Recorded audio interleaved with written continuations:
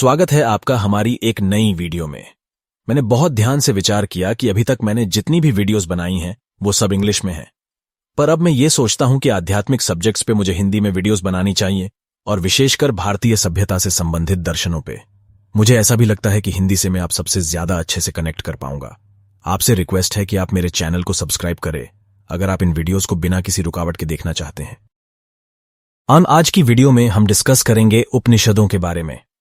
Last 2-3 videos में हमने वेदों पर बहुत अच्छे से बात की, पर आज हम वेदों के उस अंतिम और बहुत ही दार्शनिक विषय पे बात करने जा रहे हैं जिसे वेदों का सार भी कह सकते हैं। इस विषय का नाम उपनिषद है। उपनिषद, जिन्हें समापन भाग और वेदों की क्रीम के रूप में जाना जाता है, उनमें गहन ज्ञान है और इसीलिए इन्हें वेदांत भी कहा जाता है। ये प्राचीन ग्रंथ भारत के संतों और ऋषियों की गहरी आध्यात्मिक अंतर्दृष्टि के प्रमाण हैं। आइए उपनिषदों के माध्यम से एक यात्रा शुरू करें, उनकी शिक्षाओं पर डिस्कशन करें और अस्तित्व के रहस्यों को उजागर करें। आइए पहले हम ये जानने की कोशिश करते हैं कि उपनिषद शब्द आया कैसे। सद धातु से उत्पन्न उपनिषद शब्द का तात्पर्य उच्चतम वास्तविकता के बारे में निर्देश प्राप्त करने के लिए अपने शिक्षक के पास एक समर्पित शिष्य के बैठने से है। यह गुरु और शिष्य के बीच घनिष्ठ संबंध का प्रतिनिधित्व करता है, जहां संदेह दूर हो जाते हैं और अज्ञान नष्ट हो जाता है। उपनिषद इस शब्द यानी सद का प्रयोग वास्तविकता के बारे में रहस्यमय शिक्षाओं को दर्शाने के लिए करते हैं, जो योग्य साधकों के सामने प्रकट होती हैं। कहने का मतलब यह है कि उपनिषद का ज्ञान बहुत ही कठिन है और सिर्फ एक क्यूरियस साधक के लिए ही उसकी रचना की गई है। ये नॉलेज सबको सरलता से मिलने वाली नहीं है।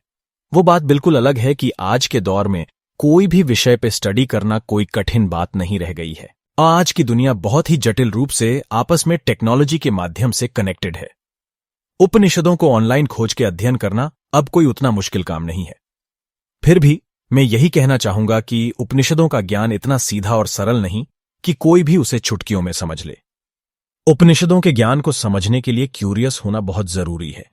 जिस तरह हेराक्लिटस ने कहा कि जो लोग सोने की तलाश करते हैं उन्हें इसके लिए खुदाई करनी चाहिए, उसी प्रकार उपनिषद ज्ञान के लिए वास्तविक प्रयास और भावुक लालसा के महत्व पर जोर देते हैं। वे आम लोगों के लिए नहीं थे, बल्कि निजी बैठकों में योग्य शिष्यों को दिए जाते थे। इस यूनिक सेटिंग ने यह सुनिश्चित किया कि उपनिषदों की शिक्षाओं को अत्यधिक श्रद्धा और भक्ति के साथ ही ग्रहण किया जाए। ऐसा ही एक उदाहरण नारद जी की कहानी है, जो ऋषि सनत कुमार के पास स्वयं का ज्ञान प्राप्त करने के लिए गए थे। नारद जी ने विनम्रतापूर्वक स्वीकार किया कि वे शास्त्रों को जानते हैं, लेकिन स्वयं के बारे में उनको ज्ञान की कमी है। ये प्रसंग उच्चतम सत्य की खोज के महत्व को प्रदर्शित करता है। उपनिषद अलंकारिक भाषा और सिंबॉलिक रिप्रेजेंटेशन में समृद्ध हैं। उदाहरण के लिए पवित्र शब्दांश ओम मांडूक्य उपनिषद में पाया जाने वाला एक शक्तिशाली प्रतीक है।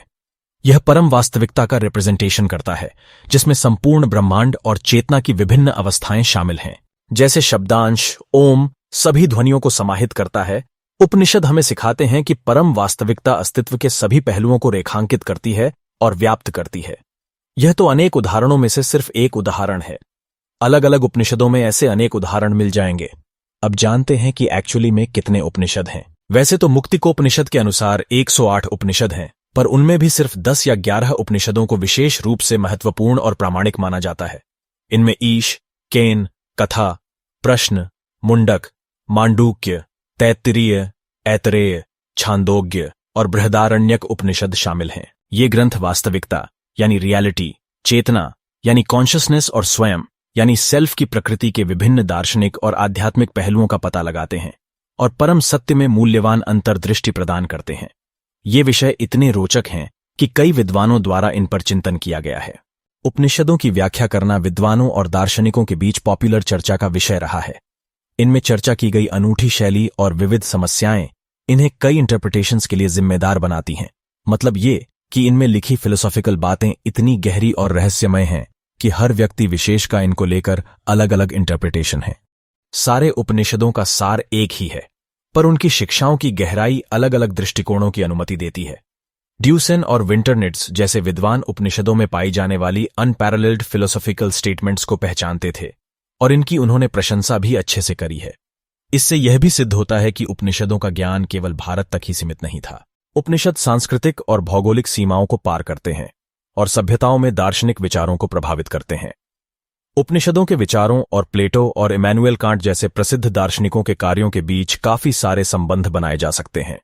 ये कनेक्शन दुनिया भर में दार्शनिक यानी फिलोसॉफिकल विचारों के विकास पर उपनिषदों के विचारों के प्रभाव को उजागर करता है। और केवल कल्चरल और जियोग्राफिकल सीमाएं ही नहीं, उपनिषद शिक्षा में भी सीमाओं को पार कर देते हैं। उपनिषदों की शिक्षाएं थ्योरी तक ही सीमित नहीं हैं, बल्कि एक सार्थक जीवन के लिए व्यावहारिक एप्लीकेशंस भी प्रदान करती हैं। उपनिषद आत्म साक्षात्कार, आध्यात्मिक विकास और सभी प्राणियों के साथ हमारे अंतर संबंध की प्राप्ति के महत्व पर जोर देते हैं। इनकी शिक्षाओं ने पूरे इतिहास में अनगिनत व्यक्तियों को प्रेरित किया है, जिनमें शोपेनहावर जैसे महान दार्शनिक भी शामिल हैं, जिन्होंने उपनिषदों को अपने जीवन का सहारा और उनके अध्ययन को सबसे अधिक लाभकारी माना। उपनिषद हमें सभी अस्तित्वों के अंतर संबंधों की गहरी समझ प्रदान करते हैं। वे हमें सिखाते हैं कि ब्रह्मांड एक परम आनंदमय वास्तविकता से उत्पन्न होता है और वापस उसी में लौटता है, जिससे सभी चीजें प्रकट होती हैं। यह बोध हमें एकता और सभी जीवन के प्रति सम्मान की भावना विकसित करने के लिए आमंत्रित करता है, जो हमें एक अधिक दयालु और हार्मोनियस दुनिया की ओर ले जाता है। उपनिषदों में ज्ञान का खजाना है, जो हमें स्वयं की और वास्तविकता की प्रकृति की गहरी समझ की ओर मार्गदर्शित करता है। वे हमें ज्ञान के लिए अनंत मानवीय लालसा और सत्य की निरंतर खोज की याद दिलाते हैं।